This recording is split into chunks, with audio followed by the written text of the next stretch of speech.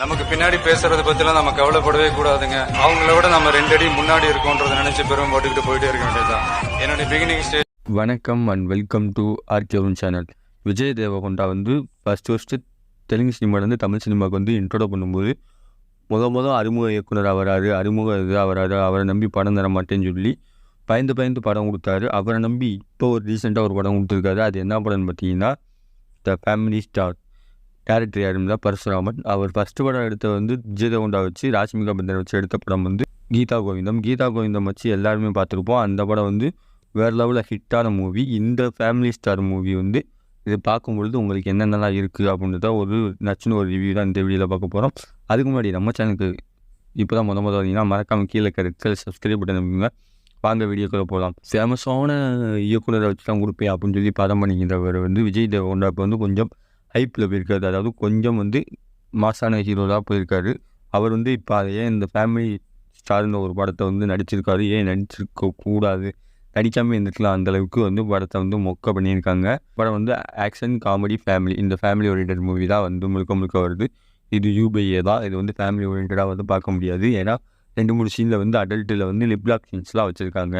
இந்த படத்தோட one line story பார்த்தீங்கன்னா, ஒரு கட்டுக்கோப்பாக வாழ்ந்து வர ஒரு கடைக்குட்டி பையன், வீட்டில் கடைக்குட்டி பையன், ஊதாரித்தனமாக இருக்கிற 2 அண்ணன், அவங்களுடைய அண்ணனும் அவங்க அண்ணனோட அண்ணி, அவங்களுடைய பிள்ளைகள்லாம் பார்க்கறதுக்காக வந்து ஒரு ஃபேமிலி மேனாக வந்து இருக்காரு. அதாவது ஃபேமிலி மேனாக நான் ஃபேமிலி மெம்பர் இவர் இருக்காரு. அந்த குடும்பத்தை வந்து கட்டுக்கோப்பாக கொண்டு வர்றாரு. அந்த கட்டுக்கோப்பாக இருக்கும் பொழுது தன்னுடைய வாழ்க்கையில் ஒரு பணக்கார வீட்டு பிள்ளை வந்து இன்டர்ஃபே ஆகுது. அந்த இன்டர்ஃபே ஆன கூட வந்து அவங்க வாழ்க்கையில் எந்தெந்த விதத்தில் சந்திக்கிறாரு அப்படின்றத ஒரு ஸ்டோரி பேஸை வச்சு ஒரு அழகான ஸ்க்ரீன் பிளே கொண்டு வந்துருக்கலாம். ஆனால் வந்து ஃபஸ்ட் ஸ்டாப்பில் வந்து பார்க்கும்பொழுது எனக்கு அம்பாசமுத்திரம் அம்பானி கருணாஸ் நடித்த அம்பாசமுத்திரம் அம்பானியும், செகண்ட் ஹாப்பில் வந்து நம்ம தனுஷ் நடித்த திருவிளையாடல் ஆரம்பம், அதில் வந்து லவ்வருக்காக ரிவெஞ்ச் எடுப்பார் அவங்க அப்பாவை. அந்த மாதிரி இந்த படத்தில் வந்து தன்னுடைய லவ்வர் வந்து தன்னை இழிவாப்படுத்தி பேசிட்டாங்க அப்படின்றதுக்காக அவர் வந்து தன்னுடைய சொந்த காசுலேயே வந்து சூனி வச்சுக்கிற மாதிரி அவங்களை கடுப்பேற்றுற மாதிரி ஒரு 2-3 காட்சிகள் பண்ணுவாங்க. இதுதாங்க படத்தோட மொத்த ஸ்டோரியே.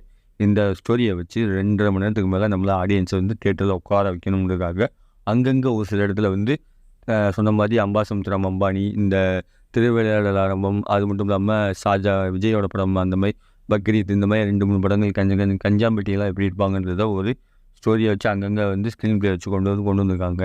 இந்த படத்தில் எதெல்லாம் ப்ளஸ் பாயிண்ட் மைனஸ் பாயிண்ட் பார்த்தீங்கன்னா, ஒரு கடைக்குட்டி பையனோட லைஃப்பில் வந்து ஃபேமிலி சுச்சுவேஷனை எந்தளவுக்கும் சமப்பாரோ அந்த மாதிரி ஃபேமிலி சுச்சுவேஷன் இல்லாமல் ஸ்டோரி ஸ்க்ரீன் பிளே தான் வந்து எந்தளவுக்கு ஹீரோ வந்து சமைச்சு நடிப்பாங்க அப்படின்றத வந்து சூப்பராக எடுத்திருக்காங்க. அந்த ஸ்டோரி வைஸ் வந்து விஜய் தேவகொண்டாவுக்கு இந்த படத்துக்கு வந்து பெஸ்ட்டாக செட்டே ஆகலை. ஏன்னா வந்து அவருடைய மாசான ஹீரோன்னு பார்த்ததே கிடையாது. அவர் வந்து ஒரு பொறுப்பான ஹீரோன்னு பார்த்தது கிடையாது.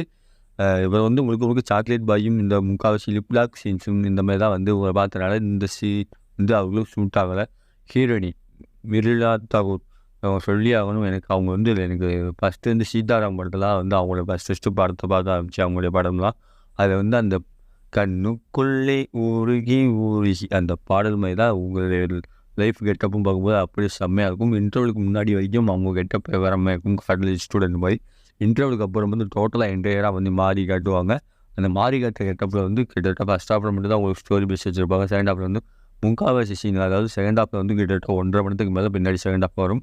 செகண்ட் ஹாஃபில் அந்தளவுக்கு வந்து ஸ்டோரியில் வந்து மொத்தத்துக்குமே எனக்கு தெரிஞ்சு ஒரு காமெடி சீன் மட்டும் தான் அவங்க வந்து பேசுவாங்க. முக்கால்வாசி சீனை வந்து ஸ்க்ரீன் பிளேயில் வந்து கொஞ்சம் டம்மியாகவே அங்கங்கே சுற்றிக்கிட்டே இருப்பாங்க. அவங்களுக்கு வந்து இன்னும் வந்து ஸ்டோரியில் வந்து ஸ்க்ரீன் வந்து டைலாக் இதெல்லாம் கொடுத்துருக்கலாம். அது வந்து இந்த படத்தில் இன்னும் கொஞ்சம் கூட ஒரு பெஸ்ட் பாயிண்ட்டாக இருக்கலாம். இந்த படத்தில் வந்து பேக்ரவுண்ட் மியூசிக் எப்படி இருக்குது அப்படின்னு பார்த்தீங்கன்னா, கோபி சுந்தரோட பேக்ரவுண்ட் மியூசிக் வந்து தெலுங்கு சினிமாவில் வந்து தமிழ் டப்பில் வந்து வருதுனால பேக்ரவுண்ட் மியூசிக் சூப்பர், ஓகே. அந்த பாடல் காட்சிகளும் பேக்ரவுண்ட் பிஜிஎம் அவருடைய வந்து ஓவர் டோஸ் இல்லாமல் மிட்ரேஞ்சில் மூவியாக வந்து ஒரு ஸ்டோரி பேஸ் வந்து ஒரு அழகான வந்து மியூசிக் கொடுத்துருக்காரு. சினிமாட்டோகிராஃபி மோகன் அவருடைய சினிமாட்டோகிராஃபி சூப்பராக இருக்குது. அந்த ஒவ்வொரு ஃபைட் சீன்ஸில் வந்து எடுத்தப்பட்ட காட்சிகள் வந்து தெலுங்கு சினிமாவில் வந்து அது நிறையா பேரே பார்த்துருப்பீங்க. தெலுங்கு சினிமாவில் வந்து ஃபைட் காட்சிகள் தனியாகவே தெரியும். இந்த படத்தில் ஃபைட் காட்சிகள் அந்த ஃபஸ்ட்டு வந்து ஒரு லேண்ட் வாங்க போகும்போது அவங்களுக்காக வந்து ஒரு ஹோட்டலில் வந்து அடித்து பிடிச்சி சண்டை போடுவார். அந்த சண்டை போடுற காட்சிகள் வந்து ஓவராக பில்டப் கொடுக்குற மாதிரி இருந்தாலுமே அது வந்து சினிமாட்டோகிராஃபி வைஸ் பார்க்கும்போது கொஞ்சம் பெட்டராக தான் இருக்குது. ஆனால் அது வந்து ஒரு மைனஸ் தான் சொல்லுவேன், ஓவர் பில்டப் கொடுக்குறது. அது நீங்கள் பார்த்தாலே உங்களுக்கு தெரிஞ்சிருக்கும். ஓவராலாக பார்த்தீங்கன்னா நம்ம எடிட்டர் அடுத்தபடியாக வந்தீங்கன்னா அவருடைய ஒர்க்கு சூப்பராக பண்ணியிருக்காங்க. அந்த ஓவர் பில்டப் ஆகிற சீன்ஸும், ஹீரோ இன்ட்ரோடக்ஷனில் ஃபைட் போடுற சீன்ஸும், அந்த ஹோட்டலில் ஃபைட் போடுற சீன்ஸு, அப்புறம் டைல்ஸ் மேலே ஃபைட் பண்ணுற சீன்ஸ், இந்த மாதிரி சொல்லிக்கிட்டே போகலாம். அந்த ஃபைட் சீன்ஸில் வந்து சூப்பரான ஒரு எடிட்டிங் கொடுக்கணும். அதை வந்து தத்ரூபமாக இருக்கணும் அப்படின்றதுக்காக ஆடியன்ஸில் வந்து ஸ்க்ரீன் பிளே கொடுக்கணுக்காக அவருடைய எடிட்டிங் வந்து சூப்பராக இருக்குது. இந்த படம் சொதப்பதற்கு முக்கிய காரணம், முழு காரணம் வந்து பரசுராமனுடைய ஸ்க்ரீன் பிளே வீக்கானது தான். அந்த வீக்கான ஸ்டோரி ஃபஸ்ட் ஹாஃப் பார்க்கும்போது என்னடா இது ஒரு கன்சர்வேட்டிவ் பயல்களுக்காக அவங்களுடைய லைஃப் ஸ்டைலை பற்றி அவங்க ஸ்டோரி, செகண்ட் ஹாஃபில் வந்து மேபி அப்படியே வந்து இன்டீரியராக மாறும் அப்படின்றதுக்காக இருக்கும் அப்படின்ற ஒரு ஸ்டோரியை வச்சு, ஓல்டான ஸ்டோரியை வச்சு ஒரு 2.5 மணி நேரம் வந்து ஒரு ஃபேமிலி ஓரியன்ட் மூவியாக கொடுன்னு சொல்லிட்டு U/A அடல்ட் கண்டென்ட் மிக்சடான ஒரு ஸ்டோரியை கொடுத்துட்டு படத்தை பார்த்துட்டு நீங்கள் வெளியே வந்தீங்கன்னா உங்களுக்கு என்ன தோணுன்றதை மறக்காமல் கமெண்ட் பாக்ஸில் கமெண்ட் பண்ணுங்க. ஏன்னா வந்து இந்த படத்தை பார்த்துட்டு நான் ஏன்டா பார்த்துன்ற அளவுக்கு ஃபீல் பண்ண வச்சுட்டாங்க என்னைய.